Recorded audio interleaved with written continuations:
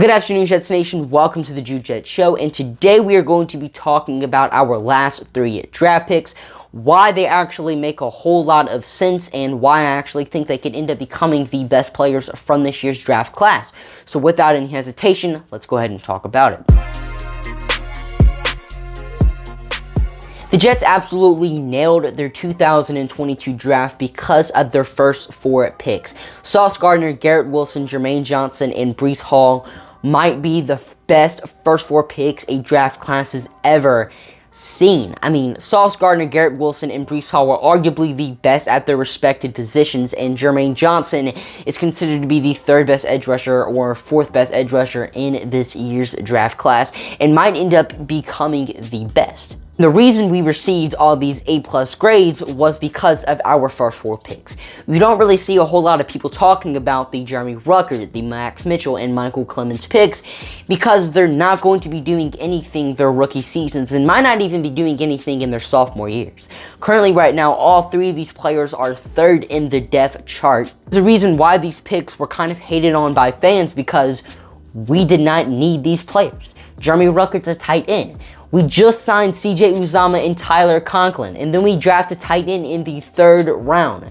Max Mitchell we kind of needed because he's a swing tackle. Depth at tackle was an issue, but he's the exception. Michael Clemens, an edge rusher.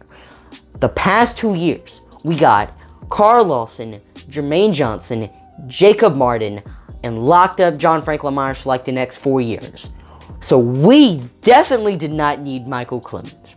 But why did we draft him? I mean, the New York Jets still have some holes on our roster. We need a safety across from Jordan Whitehead. We need a linebacker. We need a run stuffer. And we could have addressed those 3 needs with our last 3 picks in this year's draft.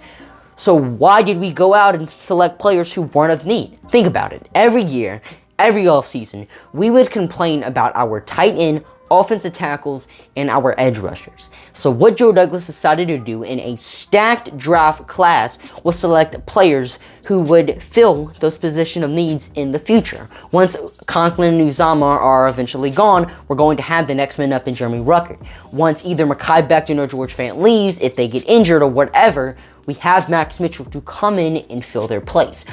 Once Carl Lawson's gone, once John Franklin Myers is gone, once these players are kind of out of the picture, we have Michael Clemens to come up, step up, and take the role. And the reason why I think they could end up becoming the best of this year's draft class is because they are going to be developing for probably like 2 years. They're probably not going to be on the field for more than 100 snaps bearing injury in their first 2 years in the NFL.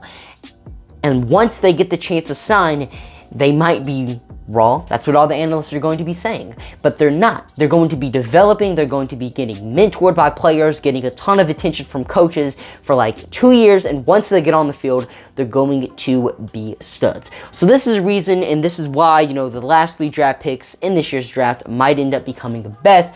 Let me guys know what you think about this video. Comment it down below. Let me know if you enjoyed by hitting the subscribe and like buttons. Check me out on Instagram, Twitter, and TikTok at @Jude_Jets for more content. And I'm your host, Jude, signing off for now. See you guys later. Peace.